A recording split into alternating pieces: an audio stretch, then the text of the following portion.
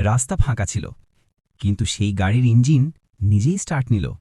Driver কেউ না থাকলেও হেডলাইট দুটো আমার দিকে তাকিয়ে জ্বলছিল। আমি বুঝতে পারলাম আজ রাতে গাড়িটাই আমাকে কোথাও নিয়ে যাবে, কিন্তু আমি বাঁচব কিনা জানি না। রাত তখন প্রায় 2টো। গ্রামের ধারের পুরনো সেই রাস্তা দিয়ে বাসায় ফিরছিলাম। আকাশে চাঁদ নেই, শুধু বাতাসের একটা হালকা শোঁ শোঁ শব্দ। হঠাৎ দেখি রাস্তার পাশে দাঁড়িয়ে আছে একটা পুরনো কালো সেডান গাড়ি, জং ধরা, কাঁচায় থোঁকা থোঁকা ধুলো। কিন্তু ভয়ের ব্যাপার হলো গাড়িটার ইঞ্জিন নিজে থেকেই স্টার্ট হলো। হেডলাইট জ্বলে উঠল, যেন আমাকে দেখে হাসছে। আমি দাঁড়িয়ে গেলাম। হঠাৎ পিছনের দরজা ক্লিক করে খুলে গেল।